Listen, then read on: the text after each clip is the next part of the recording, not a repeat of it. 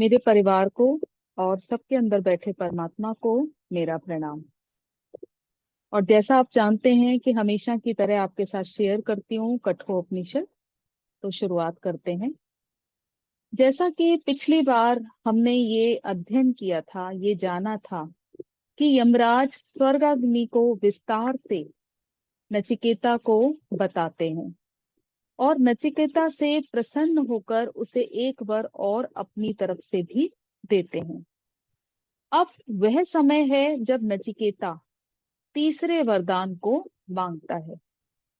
नचिकेता कहता है कि क्या जब मेरी मृत्यु हो जाएगी तो क्या मृत्यु के बाद भी मैं बचूंगा?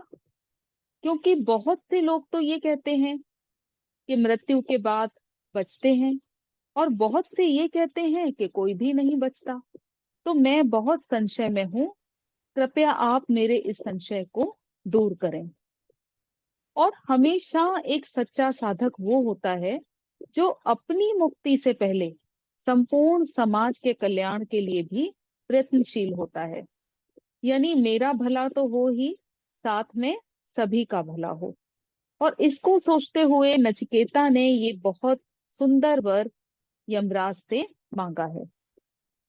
लेकिन ये तीसरा वर सुनते ही यमराज पूरी तरह से संशय में पड़ जाते हैं, क्योंकि भारी वस्तु आदमी तभी ग्रहण कर सकता है, कोई भी व्यक्ति तभी ले सकता है जब वो उसके योग्य हो और वो उस मूल्यवान वस्तु को आराम से अपने अंदर समा सके। इसलिए इतनी उसमें योग्यता होनी चाहिए। अब जैसे कि मान लीजिए कि कोई केजी का बच्चा है और अगर उसको 10th की पढ़ाई कराने लगे तो क्या उसके समझ में आएगा? नहीं आएगा, क्योंकि अभी वो अपने शुरुआती दौर में है, शुरुआती कक्षाओं में है और अभी उसने बैठना शुरू किया है। तो वो या तो जो ज्ञान उसे दिया जा रहा है उसी को गलत बताएगा या फिर वो आपको गलत बताएगा।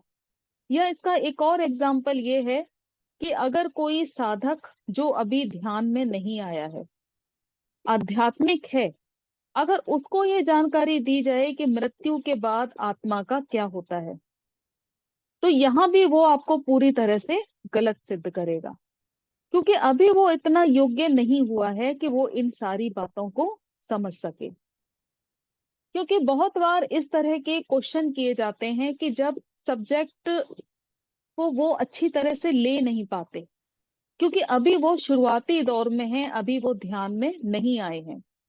तो यहाँ पर साधक के बहुत सारे प्रश्न होते हैं और वो प्रश्न इसलिए होते हैं क्योंकि सिलेबस से ऊपर उनको ये दे दिया जाता है समझने के लिए, ये विषय समझने के लिए दे दिए जाते हैं। और अभी उनमें इतनी जो बुद्धिमत्ता है, जो उनका लेवल है, वो इतना नहीं कि वो इस चीज को अपने अंदर ले सकें।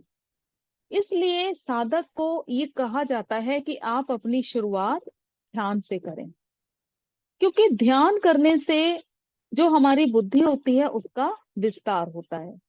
और जब विस्तार होता है तो धीरे धीरे ज्ञान हमारी काबिलियत के हिसाब से, हमारी योग्यता के हिसाब से हमारे अंदर आने लगता है। और फिर हम किसी भी सब्जेक्ट की जो उसमें डीप जो बातें बताई गई हैं, जो ज्ञान दिया गया है, फिर हम उतने सक्षम हो जाते हैं कि हमारे अंदर उतनी योग्यता आ जाती है कि हम उस ज्ञान को आसानी से समझ सकें। तो यहाँ पर यही हाल यमराज का भी है कि अब यमराज बहुत ज्यादा भ्रम में आ चुके कि ये कैसा प्रश्न पूछ लिया नचिकेता ने, क्योंकि अभी ये इतना योग्य भी नहीं कि इस ज्ञान को अपने अंदर ले सके और ना ही इसको किसी बात का अभी अनुभव है। अगर मान लो मैं इतना गूढ़ ज्ञान इसको दे भी देता हूं तो पता नहीं है किस तरह से ले, और कोई बड़ी बात नहीं, ये इसका कोई गलत मतलब भी निकाल ले। अब गलत मतलब का अर्थ वही हुआ जैसा मैंने भी आपको थोड़ी देर पहले एग्जाम्पल दिया था।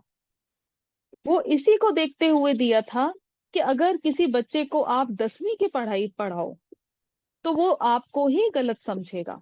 तो यहाँ ये जो फीलिंग है वो ही यमराज की फीलिंग है कि उनको लगता है कि अगर मैंने इसे सीधा सीधा ज्ञान दे भी दिया तो कहीं ये उसका गलत अर्थ ना निकाल ले।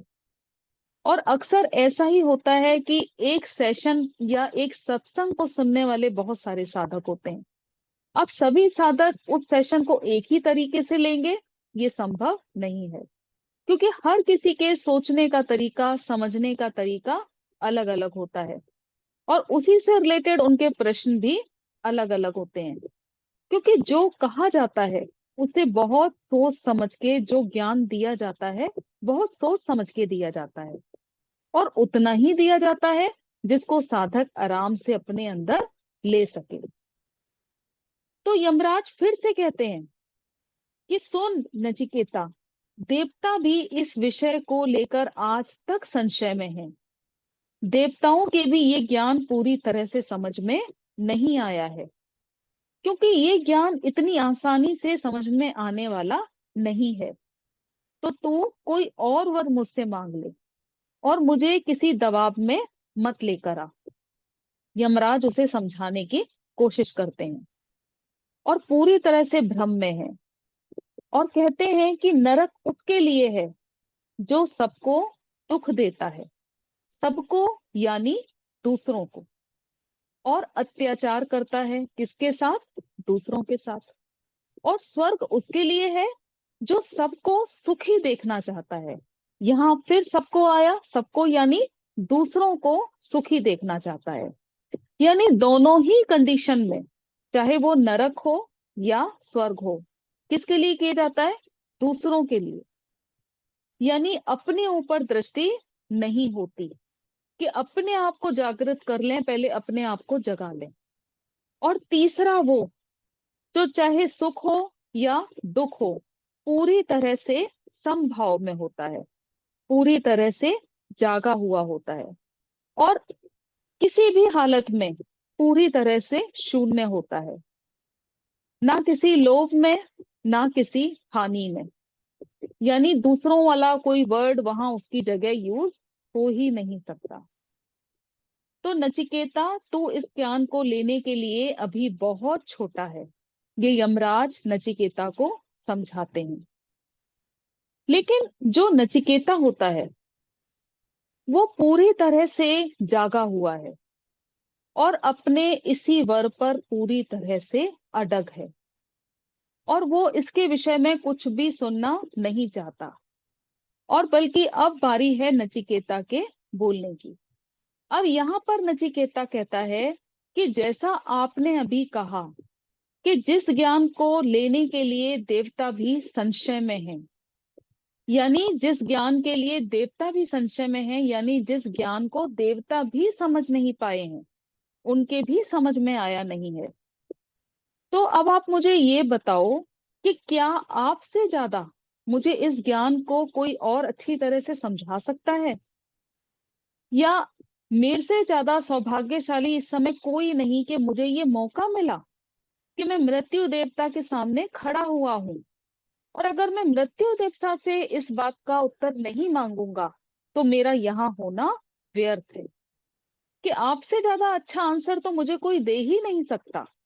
और जिसमें आपने कहा कि जो देवता हैं वो भी पीछे रह गए, तब तो मुझे जरूर इस वर को आपसे पूछना ही पूछना है, इस ज्ञान को आपको बताना ही होगा।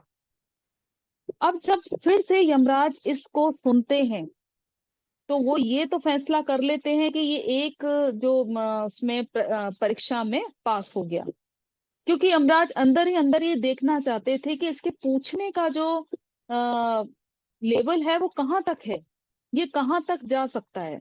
जब उन्होंने देख लिया कि नहीं, अभी भी ये अडग है अपनी बात पर, और ये इसी वर्ग को जानना चाहता है, फिर उसके सामने वो दूसरी परीक्षा रखते हैं कि नचिकेता, तू चाहे तो मेरे से स्वर्ग की कोई भी चीज मांग ले, तू चाहे तो मेरे से रथ मांग ले, तू चाहे तो घोड़े मांग ले, वस्त्र मांग ले, आभूषण मांग ले, अप्सराएं मांग ले, या जो भी तेरी वर की इच्छा है तू वो मुझसे मांग सकता है।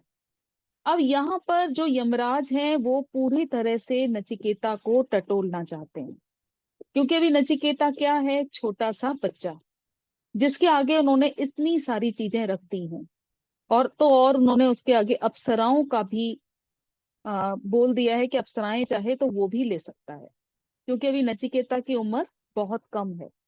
लेकिन यहाँ पर यमराज अपने पूरे होश हवास में उससे ये सारी बातें कहते हैं कि ताकि वो उसको परखना चाहते हैं, उसको बहकाने के लिए, कि वो इन सब चीजों में बहक जाए और जो वर वो मांगना चाहता है उससे पीछे हो जाए। और कहते हैं कि तू जो चाहे वो मांग ले, लेकिन इस वर को तू छोड़ दे। पर नचिकेता जो है किसी भी प्रलोभन में नहीं आता, और किसी भी बात को सुनकर वो हिलता नहीं है, क्योंकि वो जानता है कि आत्मज्ञान सर्वोत्तम है, आत्मज्ञान सर्वोपरि है। जीवन चाहे कितना भी लंबा हो, लेकिन अंत में वो खत्म होगा ही। इस बात को नचिकेता बहुत अच्छी तरह से जानता है। और वो यमराज को कहता है कि आपके रथ, गीत, संगीत, आपके वस्त्र, आपके आभूषण, आपकी अप्सराएं, मेरे लिए सब कुछ व्यर्थ है, क्योंकि इसके लिए मैं अभी बहुत छोटा हूं। और इन सारी बातों की गहराई को मैं बहुत ही अच्छी तरह से जानता हूं।